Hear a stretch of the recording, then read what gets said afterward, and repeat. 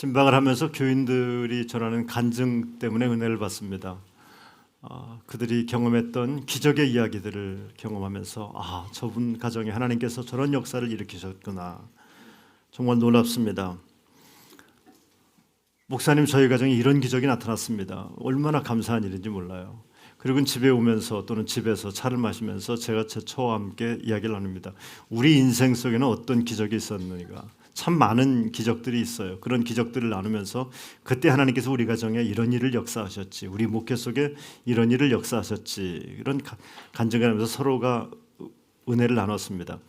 그런데 제 처는 기억하는데 저는 기억하지 못하는, 저는 잊고 있는 기적들이 있더라고요. 깜짝깜짝 놀랍니다. 제 처가 저한테 그래요. 아니 그걸 어떻게 잊어버리냐고. 그때 정말 죽어도 못 잊을 것 같았던 그런 기적들인데 그걸 잊고 살고 있더라고요. 참 기가 막힌 노릇입니다. 평생을 그때는 안 잊을 줄 알았어요. 보니까 기적이 일어났는데 그걸 기적을 기적으로 깨닫지 못하는 것도 문제고, 기적이 일어났는데 그 기적을 몇 조금 못 가서 잊어버리는 것도 이것도 심각한 문제구나라는 생각을 했습니다. 저는 우리 기독교는 기적의 종교라고 믿습니다. 만약에 우리가 교회에 나와서 무슨 이성적인 이야기 또는 윤리적이고 도덕적인 이야기 정도, 상식적인 이야기 정도만 하고서 돌아간다면은 그렇게 이렇게 유난스럽게 열심히 신앙생활할 필요가 없습니다. 교회가 있을 필요가 있겠어요.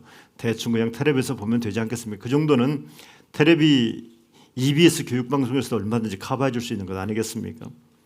그러나 기독교는 이성과 상식을 존중하지만 이성과 상식을 언제나 뛰어넘는 기적의 역사를 일으키는 종교가 기독교입니다. 그래서 기독교의 복음은 세상의 진정한 복음인 줄로 믿습니다.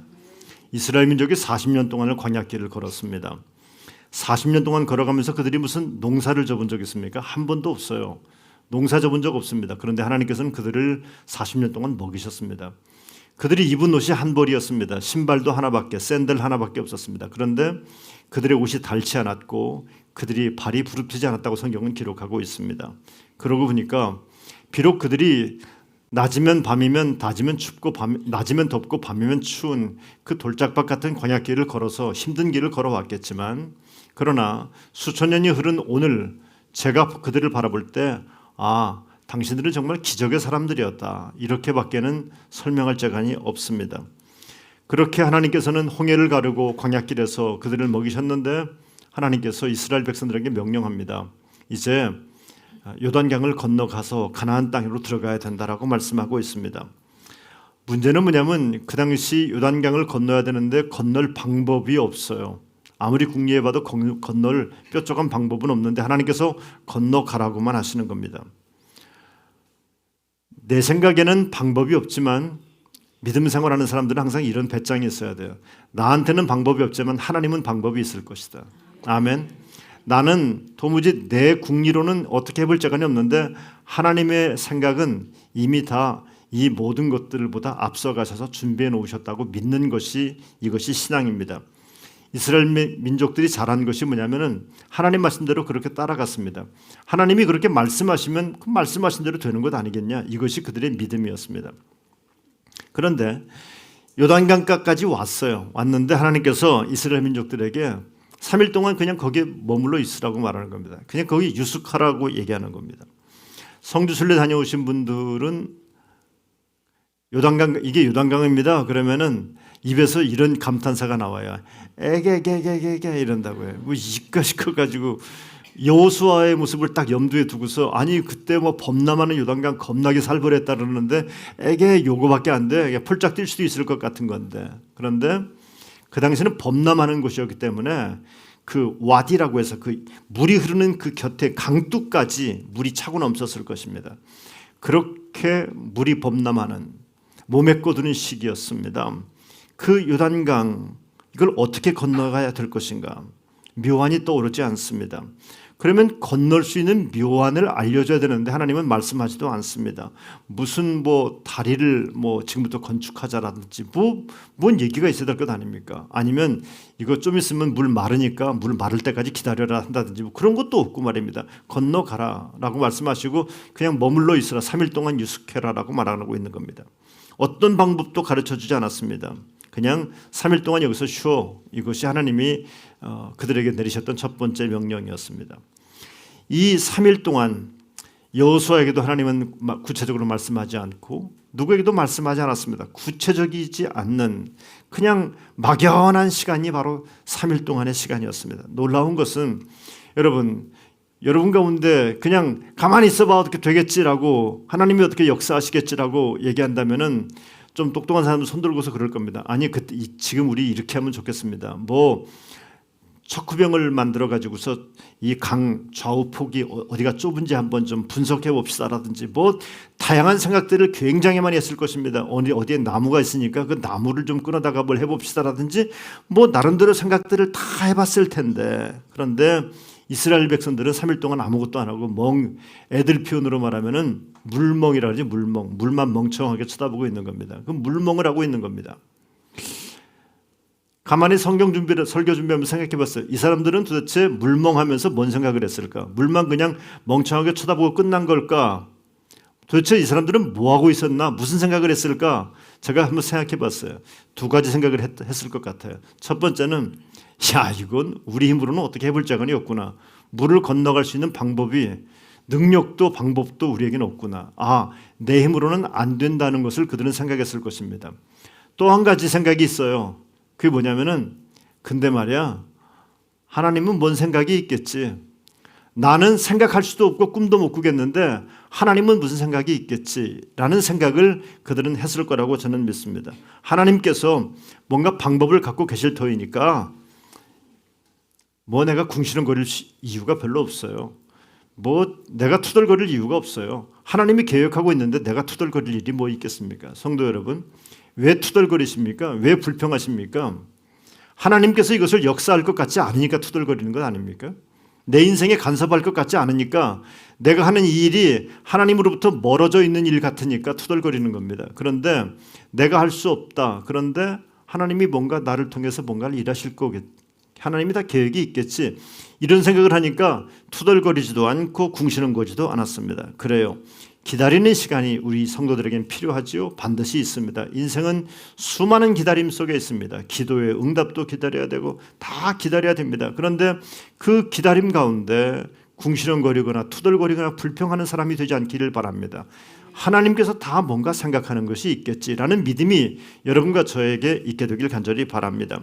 그들이 3일 동안 이렇게 물멍을 때리면서 말해요. 하나님은 하실 수 있지라는 생각을 할 수 있는 이유가 뭐라고 여러분 생각하십니까? 그런 용한 생각을 어떻게 했을까요? 40년간 경험해 봤거든요. 체험이 있거든요. 우리의 과거의 체험이 오늘의 나를 이렇게 살찌우고 능력 있게 만드는 힘이 됩니다. 그동안 40년 동안에 이스라엘 민족이 뭐 농사를 져봤어요. 뭘 해봤어요. 그런데 걔들 가운데 굶어 죽은 사람이 있습니까? 목말라 죽은 사람이 있습니까? 없어요. 단백질 부족해서 죽은 사람이 있습니까? 한 명도 없어요. 일사병 걸려 죽은 사람이 있습니까? 없어요.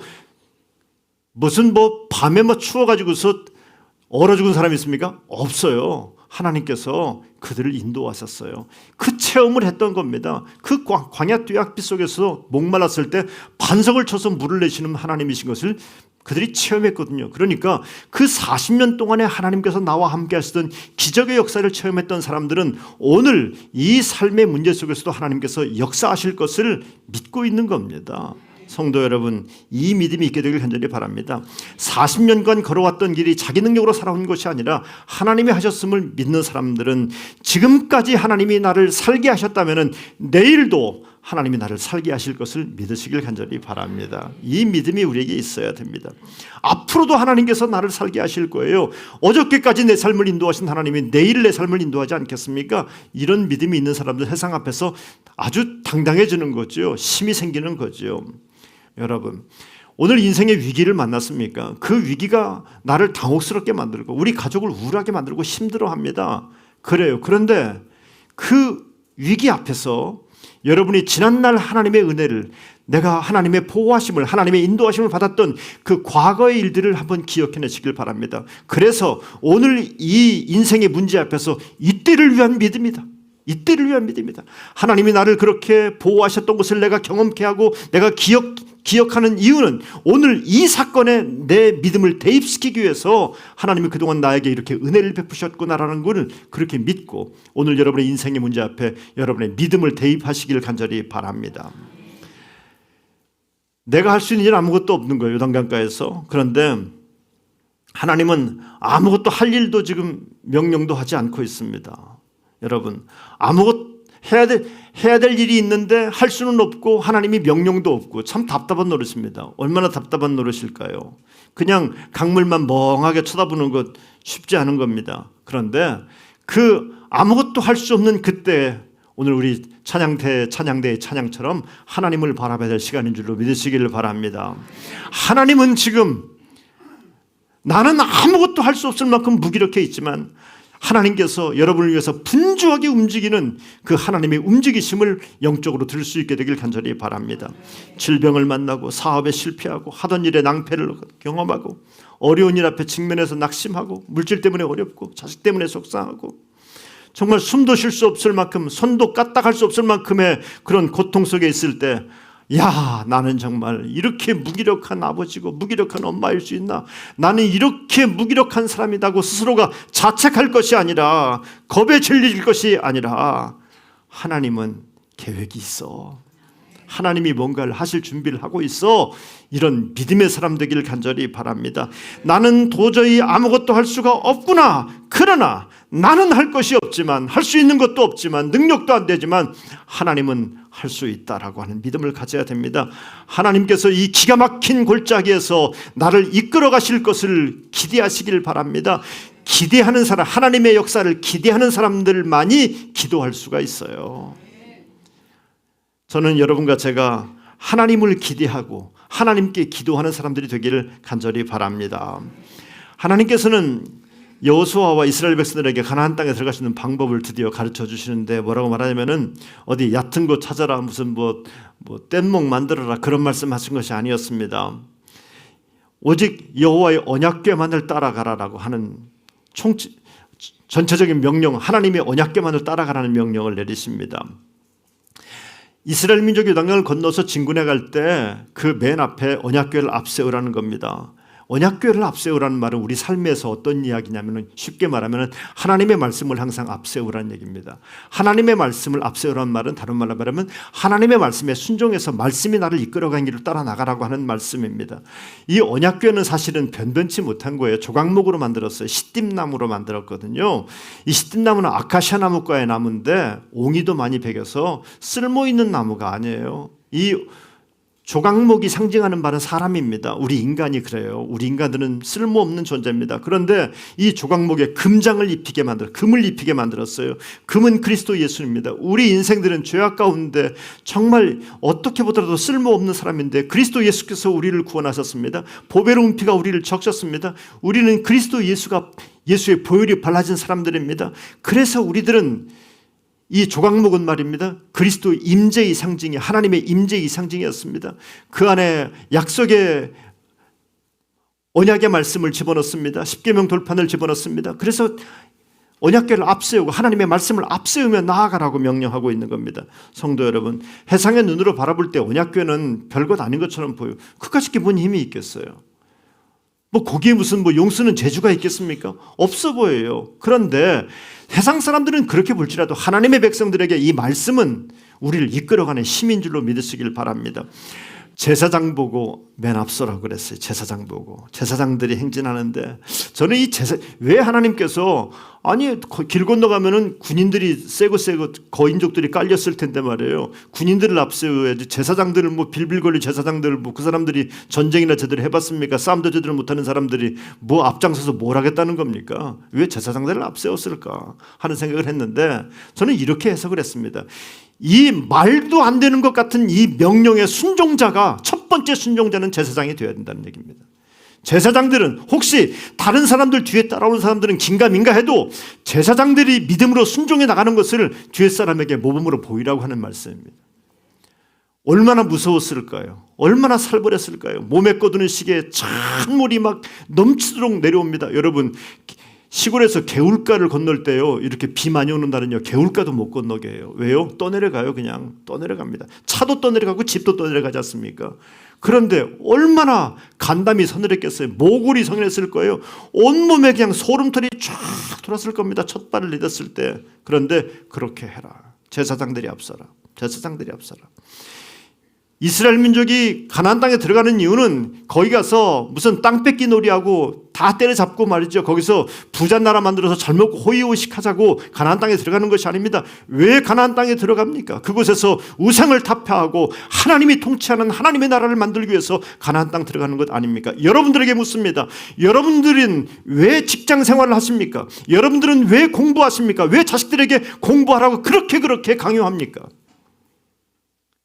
예수 안 믿는 사람들이 그렇게 강요하는, 예수 안 믿는 사람이나 예수 믿는 사람들 똑같아요. 그들도 좋은 직장 들어가려고 그러고 돈 많이 벌려고 그러고 공부 열심히 하려고 그러고 똑같지 않습니까? 그런데 그들과 우리와 똑같다면은, 자식을 성공시키려는 목적이 똑같고 내가 출세하려는 목적이 똑같다면은 여러분이 예수 믿는 이유가 뭡니까? 우리가 가나안 땅에 들어가는 것과 가나안의 7 족속이 가나안 땅에 사는 것과 무슨 차이가 있습니까? 인구가 부족해서 이스라엘 사람들을 보태려고 거기 들어가는 겁니까? 그거 아니지 않습니까? 이스라엘 민족이 가나안 땅에 들어갈 이유가 분명합니다. 거기서 7 족속을 물리쳐버리고 그곳에서 하나님이 통치하는 하나님의 역사를 일으키는 하나님의 나라를 만들려고 했던 겁니다. 우상을 타파하기 위해서. 우리들은 말이에요, 노는 게 달라야 돼요. 예수 믿는 사람들은 노는 게 달라야 됩니다. 직장 생활하는 방법도 노는 게 달라야 됩니다. 누가 여러분에게 뇌물을 줘도 그 뇌물 받지 마세요. 누가 여러분에게 부정을 청탁해도 그 부정 청탁을 받지 마세요. 그러다 설령 잘려도 받지 마세요. 왜요? 노는 게 달라야 되니까요. 혹시 그렇게 막 부정청탁을 거부해서 공격을 받습니까? 같이 한번 우리 기도해보자고요. 이 어려움을 이길 수 있게 해달라고 그렇게 처절하게 기도하는 그런 공동체가, 우리 교회 공동체가 되길 간절히 바랍니다. 하나님께서 제사장을 앞세운 이유가 그거였어요. 니들 거기 돈 벌러 가는 거 아니야? 거기에 하나님의 나라를 만들기 위해서 가기 때문에 제사장들 니들이 앞서가야 된다. 그런데 제사장들이 언약궤를 갈 때 백성들을 말이 한 2000규빗을 떨어뜨려요. 2000규빗은 한 900m 정도 됩니다. 떨어져서 가라. 왜 떨어져서 가게 했을까? 만약에요, 그냥 가게 하면은 말이에요, 성질 급한 녀석들은요 언약궤보다 앞서갈 거예요. 겁 많은 사람들도요 빨리 건너가려고 막 언약궤고 뭐고 막 둘러매치고 막 빨리 건너갔을 거예요. 그런데 2000규빗을 간격을 두어라. 다 언약 2000규빗 두니까 말이죠, 전부 다 언약궤가 보일 것 아닙니까? 만약에 가까이 붙어가면요 사람들 앞통 뒤통수밖에 안 보였을 거예요. 그러면요 괜히 가다가 한마디 궁시렁 이런 소리하고 저런 소리하고 그러면 상처받았다니 뭐 삐쳤다니 별소리가 다 날 거예요. 그런데 언약궤가 떨어져 있어요. 그 언약궤만 보고 가는 얘기입니다. 하나님의 말씀보다 앞서가지 마십시오. 말씀보다 앞서가면 안 됩니다. 하나님의 말씀보다 앞서가면요 아무리 선한 일을 만들어냈어도 하나님 기뻐하지 않습니다. 그런데 어렵고 힘든 일이지만 하나님의 말씀하십니다. 그 말씀에 순종합니다. 그래서 그 어렵고 힘든 일들을 감당해냈을 때 하나님께서 우리에게 축복하시고 하나님께서는 영광을 받으실 줄로 믿습니다. 이스라엘 민족들에게 하나님이 하시는 명령 또 한 가지가 뭐냐면 성결해야 된다라는 명령이었습니다. 너희는 자신을 성결하게 하라. 5절에 이렇게 말씀하고 있어요. 자신을 성결하게 하라. 여러분, 하나님의 기적을 지금 체험할 시간이 다가오고 있는 겁니다. 근데 그 기적을 체험하기 전에 기적을 체험할 수 있는 준비를 하라고 하는 말씀입니다. 우리 모두는 다 하나님 내 인생에 기적이 이루어지기를 원해요. 그렇게 기적이 이루어지기를 원해요. 그러면서 술 먹습니다. 그러고서 이상한 짓 합니다. 내 인생에 기적이 일어나기를 원한다는 말은 무슨 말입니까? 하나님이 도우지 않으면 내 인생은 안 됩니다라고 하는 뜻이 담겨 있는 것 아니겠습니까? 그런데 기적을 그렇게 원하면서 왜 내 인생을 준비하지 못합니까? 하나님은 순결을 원합니다. 하나님께서 이 기드온을 만났어요. 기드온에게 정말 막 새가슴 기드온에게 기쁘로 하일 너는 큰 용사다 라면서 만났어요. 얼마나 가슴이 웅장해졌겠습니까? 하나님께서 은혜를 베푸셔서 기드온을 이스라엘의 군대 장관으로 사용하시려고 합니다.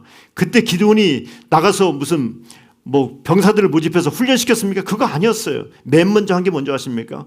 우상을 때려부시는 거였어요. 맨 먼저 그 칼로 미디안 족속을 죽이는 것이 아니라 맨 먼저 내 속에 미디안이 있었어요. 내 속에 우산이 있었어요. 내 가족 안에 바알과 아세라 신상이 있었어요. 그걸 다 때려부셨어요. 여러분과 저에게 이 교회 안에 하나님의 기적이 이루어지기 전에 하나님은 이 교회 위에 성도들 심령 속에 성결을 준비하라. 기적을 담을 수 있는 그릇을 준비하라고 하나님 말씀하고 있는 겁니다. 여러분의 가정에 성결해지길 축복합니다. 여러분의 가정에 바알과 아세라 상을 깨뜨려버리길 간절히 바랍니다. 우리 심령 속에 남아있는 이 거짓된 것, 더러운 것, 음란한 것들이 부서지지 않고서는 내 인생의 기적은 이루어지지 않습니다. 설령 기적이 이루어져도 그것이 기적인지 몰라요. 안타까운 일 아니겠습니까? 하나님은 기적이라는 특별한 은혜를 주기 전에 먼저 성결하게 할 것을 요구합니다. 그리고 제사장들이 앞장서서 건넙니다. 이 요단강의 역사를 왜 하나님은 이렇게 역사하셨는지를 여호수아는 9절로 10절에서 이렇게 오늘의 사건을 해석합니다. 우리는 왜 이 요단강 사건을 경험하는가? 요단강 사건은 앞으로 훗날 우리들에게 어떤 의미가 있는가? 9절로 10절에서 이렇게 설교합니다. 여호수아가 이스라엘 자손에게 이르되 이리 와서 너희 하나님 여호와의 말씀을 들으라 하고 말하되 살아계신 하나님이 너희 가운데 계시사 가나안 족속과 헷 족속과 히위 족속과 브리스 족속과 기르가스 족속과 아모리 족속과 여부스 족속을 너희 앞에서 반드시 쫓아내실 줄을 이것으로서 너희가 알리라.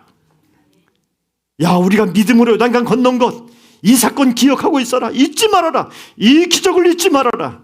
그리고 가나안 땅 들어가면 7 족속들이 시퍼렇게 살아가지고서 우리를 잡아 죽이려고 역사할 터인데, 그때 오늘의 경험을, 오늘의 이 믿음을 그 삶의 현장에 적용시키자. 이것으로서 너희가 알리라.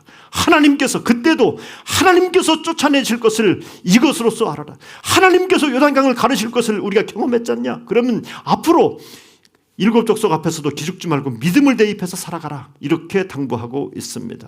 하나님만 앞세우고 이 방식으로. 저는 우리 교회 어른들 계시고 젊은 형제 자매들도 많습니다. 우리 교회는 연세 드신 분과 젊은 사람들이 골고루 신앙생활을 하는 곳인데, 특별히 믿음 있는 여러분, 신앙의 우리 초대교회 거룩한 세움교회 1세대들은 여러분들이 정말 중요합니다. 우리는 이 교회가 시작될 때 믿음으로 정말 시작했습니다. 돈 한 푼 없는데, 모여서 예배드릴 장소도 없는데, 사무실 하나도 꾸밀 데가 없어가지고서 저 스터디룸을 빌려가지고서 거기서 운영회의를 하고 그랬습니다. 뭐 할 수도 없는 거, 돈도 없었어요. 그런데 하나님께서 우리를 축복하셨습니다. 그래서 이렇게 모여서 예배드릴 수 있는 공간도 생겨나게 되고, 또 중간에 사무실도 만들고 그곳에서 예배처소도 만들고 새벽기도 할 수 있고, 믿음의 역사가 우리 교회를 통해 이루어졌습니다. 얼마나 감사한 일인지 모릅니다. 이것을 경험한 성도들이 우리 후손들에게 뭘 알려줘야 되냐면은, 그렇게 하면 돼, 이렇게만 하면 된단다. 우리 그때 아무것도 없을 때 정말 맨 땅에다 헤딩한다고 했을 때 우리는 맨 땅에 헤딩한 것이 아니라 믿음으로 헤딩했다. 우리는 그렇게 했으니 당신들도 그렇게 하세요. 그것처럼 더 좋은 교육은 없습니다. 우리 교회는 믿음을 자랑하는 교회가 되길 바랍니다. 이스라엘 민족이 여리고 성을 들어갈 때 그들이 뭐 했습니까? 무슨 칼을 갈았습니까? 무슨 활을 준비했습니까? 아무것도 준비하지 않았어요. 그들이 한 것은 믿음이었습니다. 하나님이 시키는 대로 그대로만 했습니다. 그런데 그들이 아이성 전쟁할 때는 뭐 했습니까? 믿음으로 하지 아니하고 자기 재주로 하려고 그랬습니다. 자기 실력으로 하려고 그랬습니다. 그리고는 졌습니다. 성도 여러분, 이런 식으로 하는 거란다. 기적은 이런 식으로 해야지 이루어진단다. 이것을 간증할 수 있게 되기를 주님의 이름으로 축복합니다. 하나님은 한 번만 기적을 행하시는 분이 아니십니다. 어제나 오늘이나 하나님은 변함없이 우리 가운데 기적의 역사를 일으키시는 분인 줄로 믿습니다. 사도 바울은 무슨 얘기를 하냐면은 믿음에서 믿음에 이르게 함이라 그랬어요. 믿음에서 믿음으로 오늘 기적을 경험했으면 오늘도 그 믿음으로, 내일도 그 믿음으로 기적의 일들을 경험하게 될 것이다. 저는 우리 거룩한 뜻 세움교회 믿음의 권속들 여러분들이 우리 인생 다 하도록 날마다 인생의 수많은 시험거리와 염려와 걱정 앞에서, 인생의 요단강 앞에서 믿음을 대입시킴으로 말미암아서 우리 인생 가운데 교회 안에 기적이 상식처럼 일어나게 되길 주님의 이름으로 축원합니다. 축원합니다.